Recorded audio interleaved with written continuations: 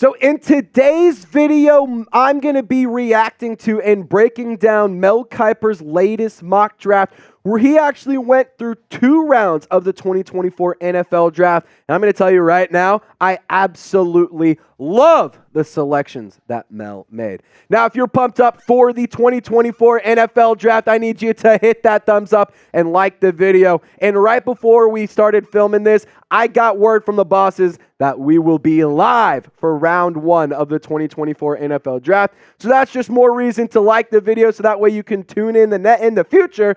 And on top of that, subscribe and turn on your notifications. But let's go ahead and talk about some of the notable recent picks that happened before the Saints selected at 14 overall. You know, newsflash, Saints didn't trade up in Mel Kiper's mock draft. But Joe Alt, the top offensive tackle, went to the Tennessee Titans at number 7. Brock Bowers, a very popular name amongst Saints fans. He went to the Jets at number 10, which I do think that's how the draft will pan. I don't think he falls to 14. J.C. Latham, in kind of a shocking move, goes at number 11 to the Chargers.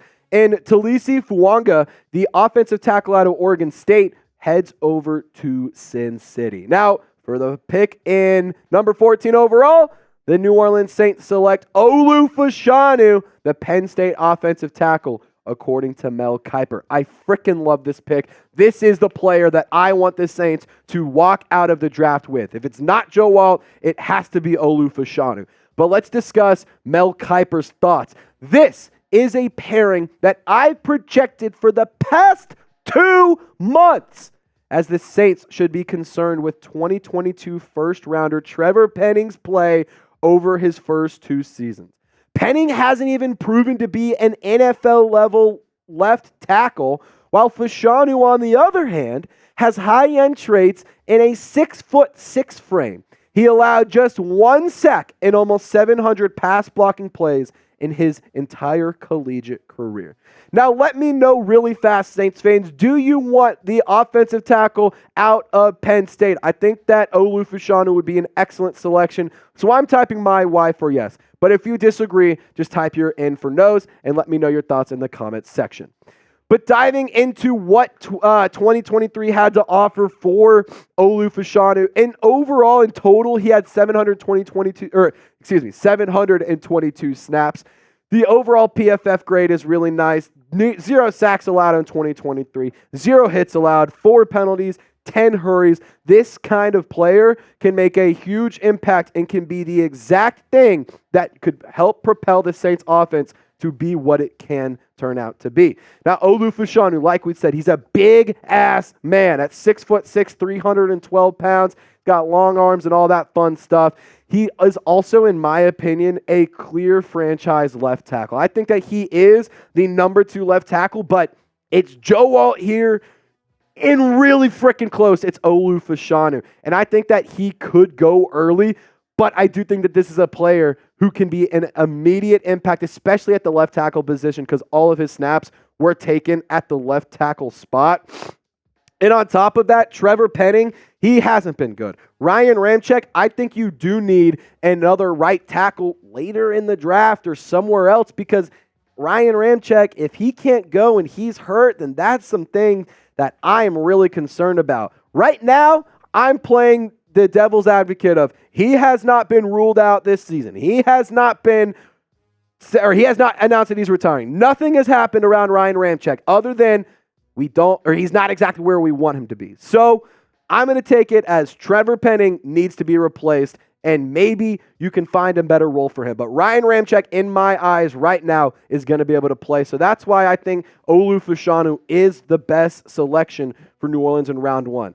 Now, in terms of players that were on the board for the Saints in round 1, they also could have gone with Troy Fontenot, Cooper DeJean, Laiatu Latu, who is an extremely impressive player, as too is Jared Verse, and Brian Thomas Jr. was not selected yet by Mel Kiper. So interesting to see the ESPN draft expert pass on some of these prospects and go with Olu Fashanu in round 1. Now, we got a lot more to get to, but before we dive into that, got to give a big-time shout-out to Game Time for sponsoring today's video. Game Time is my favorite ticketing app, and it is the best ticketing app because it gives you the best seats for the lowest price, guaranteed. Now, if you want to go ahead and get some seats for LSU games or for New Orleans Saints games, we got you covered. If you use our promo code ChatSports, you can actually get $20 off your first purchase.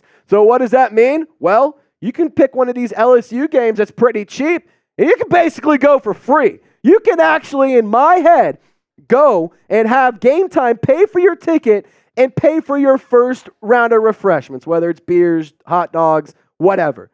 If you use our promo code CHATSPORTS, that's code ChatSports, you can get $20 off your first purchase. It's last-minute tickets, lowest price, guaranteed. I absolutely love this app. I made so many memories, but now it's your turn. Once again, terms apply. Download the Game Time app. Use promo code ChatSports to get $20 off your first purchase. Last-minute tickets, lowest price, guaranteed. All that information is in the comments and description of this video. So let's go to round two. And I kind of wanted to I was kind of selective with these players that I put up here because the run of offensive players was insane. I mean, it was a ton of wide receivers. All of the top quarterbacks were gone. A bunch of the top corners, a lot of DBs, a lot of those guys went. The edge rushers, all of the top edge rushers were gone. And here are the notable picks leading up to the Saints. Number 32, I love Xavier Legette. I think if the Saints can find a way to get him, that is an excellent steal. However, I think that he's going to be long gone by 45. Bo Nix goes to number 33 for the Giants. New York still continues to struggle to find a real quarterback, unfortunately, according to Mel Kiper. Keon Coleman heads to New England. Michael Penix heads to L.A. And Ladd McConkey is beefing up the NFC South over in Carolina. I love the prospect Ladd McConkey, by the way. But here's who Mel Kiper had the Saints selecting. Malachi Corley, the Yak King out of Western Kentucky. Dude, I'm telling you, if the Saints draft can pan out like this, we're doing something right. Let's kick it over to Mel Kiper. With Michael Thomas gone, the Saints wide receiver depth chart suddenly looks thin outside of Chris Olave and Rashid Shaheed. With Malachi Corley, they could find a productive playmaker who thrives after the catch. He's a tackle-breaking machine. Corley led the FBS with 253 receptions since the start of the 2021 season, and he had 29 scores over that time frame. Ladies and gentlemen, if you want the offense to get a spark, here's the frickin' plug.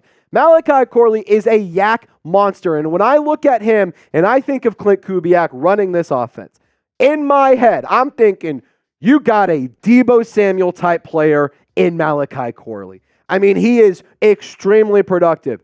In 2022, absolutely broke out and had a stellar performance. And in 2023, continued with great production, back-to-back seasons with 11 touchdowns. This kid is freaking special. And there is a spot for him on the depth chart. I'm going to be honest, I think that A.T. Perry is going to earn a spot to be that X wide receiver for the Saints. Chris Olave, he is a great player, a bona fide 1,000-yard receiver, and we know what he is. Rashid Shaheed, he is your speed demon. Let him go and hit him deep. That is pretty much all you need to do with him. But in terms of Cedric Wilson, Stanley Morgan, that's where things can become a little bit different. And adding in a player like Malachi Corley could be a really nice addition to a wide receiver room that's nice, but definitely could be better. Now, I would be stoked if this was the results that came out of the NFL draft, especially in the first two rounds, guys. The Saints, it addresses their need at offensive line. It gives them an extremely useful offensive weapon that rounds out a young and successful core of offensive weapons. And I think that this would be amazing. Now, grade Mel Kiper's mock draft for me. A, B, C, D, or F. For me, it's an A+. This is exactly how I want the Saints mock draft to go down. If it's not Malachi Corley, I would love another offensive weapon, but some of those guys were picked. Corley has met with the Saints, so I think that this would be an excellent move. But grade the mock draft for me down below, and don't forget to subscribe. Y'all stay golden. We'll see you next time.